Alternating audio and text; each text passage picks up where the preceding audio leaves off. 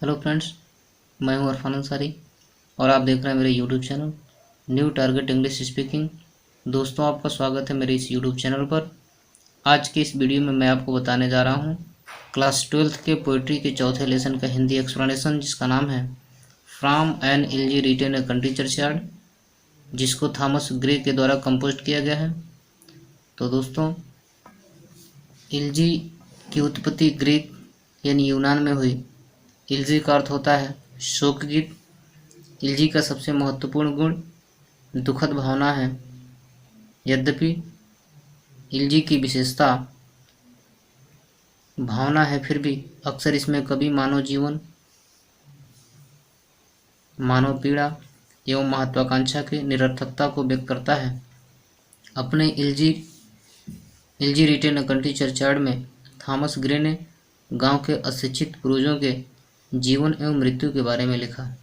इस पोएम में कवि वर्णन करते हैं कि जब वह गांव के एक कब्रिस्तान में खड़े होते हैं, संध्या का समय होता है और किसान अपने पशुओं के साथ थक कर अपने अपने निवास स्थान की तरफ चल देते हैं। उसके सामने निर्धन एवं अज्ञात व्यक्तियों की कब्रें हैं। निर्धनता तथा अभाव के कारण इन व्यक्तियों की प्रतिभा सदैव दबी रही। प्रस्तुत कविता में कवि ने ऐसे ही अभाव से पीड़ित लोगों के प्रति अपनी संवेदना प्रकट की है और हमें सलाह देते हैं कि हमें उनका मजाक नहीं बनाना चाहिए, जिनके अंदर प्रतिभाएं थीं लेकिन उनको अपनी प्रतिभाओं को निखारने का मौका नहीं मिला।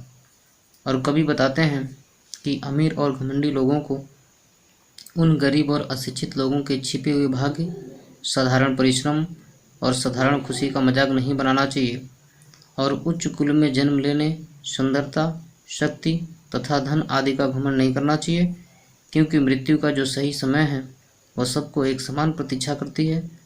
तो चलिए स्टेंजा शुरू करते हैं।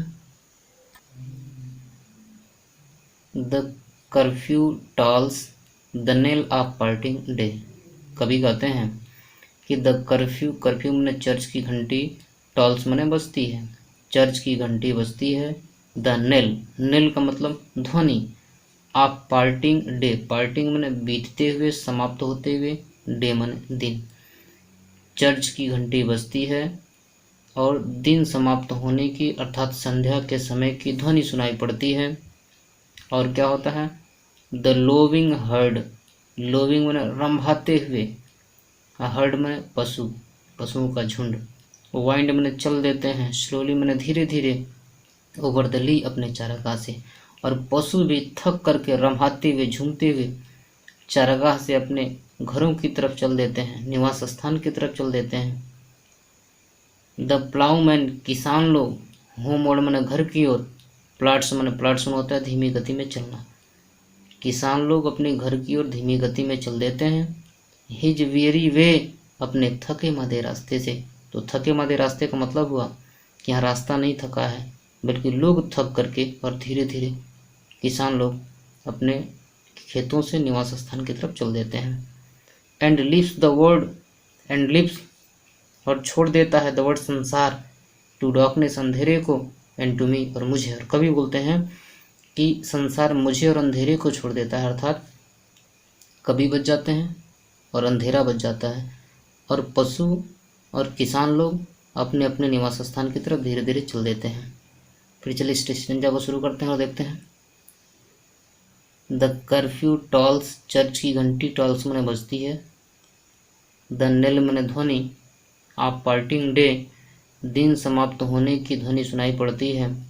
द लोविंग, लोविंग मैंने रंभाते हुए, झूमते हुए, हर्ड मैंने पशुओं का झुंड, वाइंड मैंने चल देते हैं, स्लोली मैंने धीरे धीरे, ओवर द ली अपने चारागाह से। और पशु अपने चारागाह से धीरे धीरे चल देते हैं।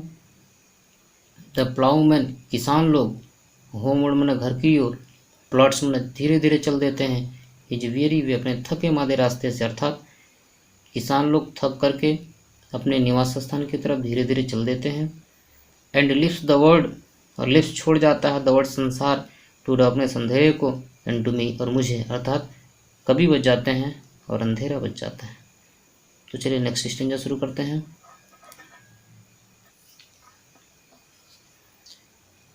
बिनीद मन नीचे, दोज मन उन रगड मन भद्दे एल्म, उस भद्दे एल्म के वृक्ष के नीचे।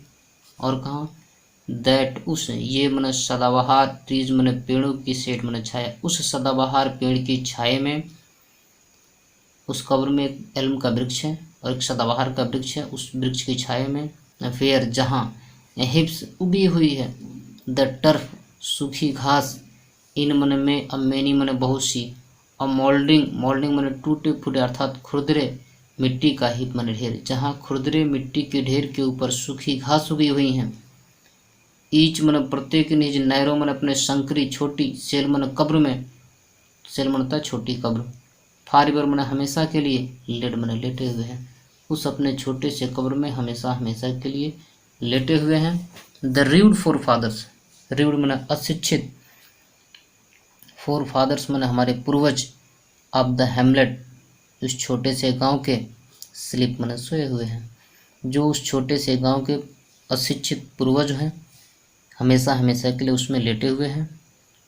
फिर देखते हैं इसको, बेनीद मन नीचे, दोज मन उन रगड मन भद्दे, उस भद्दे एल्म, उस भद्दे एल्म के वृक्ष के नीचे। दैट उस, ये मन सदाबहार, ट्रीज मन पेड़ की सेड मन छाया, उस सदाबहार पेड़ की छाया में। वेयर जहाँ हिप्स उगी हुई हैं, द टर्फ सूखी घास, इन मन में, मेनी मन बहुत सी, मोल्डरिंग हीप, खुरदरे मिट्टी के हिप मन ढेर, अर्थात कब्र के ऊपर जो सूखी घास उगी हुई हैं। ईच मन प्रत्येक निज, नैरो मन शंकरी, सेल मन छोटी कब्र में, फारिबर मन हमेशा हमेशा के लिए लेटे हुए हैं। कौन, द रीव्ड अशिक्षित, फोर फादर्स मन पूर्वज, हमारे जो अशिक्षित पूर्वज हैं, ऑफ द हेमलेट, उस छोटे से गांव के, स्लीप मन सोए हुए हैं। और इन लोगों के बारे में कवि कहते हैं कि अपने छोटे छोटे कब्र में ये लोग हमेशा के लिए लेटे हुए हैं, उस सदाबहार पेड़ की छाया में, एल्म के वृक्ष के नीचे। और कौन कौन इनको नहीं जगा सकता है, तो चलिए अगला स्टेंजा देखते हैं। The breezy call, the breezy मन सुगंधित, काल मन पुकार, सुगंधित पुकार, ऑफ इंसेंस ब्रीदिंग मन ताज़ा और मीठा, मॉर्निंग मन मॉर्निंग, मॉर्निंग मन सुबह, सुबह की ताज़ा और मीठा हवा की पुकार, और कौन नहीं जगा सकता है।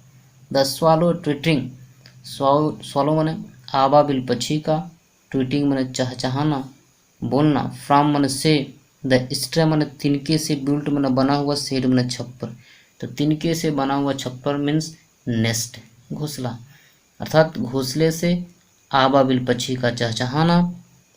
और कौन नहीं जगा सकता है।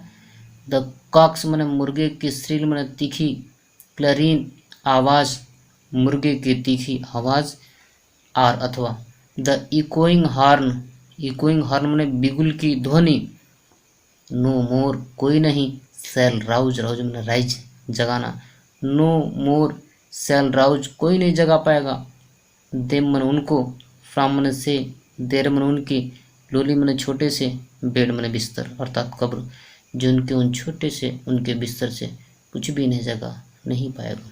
फिर देखते हैं इस स्टेंजा को।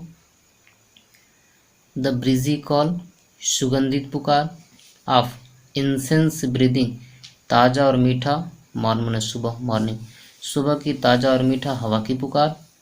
द स्वालो ट्वीटिंग, आबाबिल पक्षी का चहचहाना, फ्राम मन से, द स्ट्रा बिल्ट सेट मन नेस्ट, घोंसले, घोंसले से आबाबिल पक्षी का चहचहाना।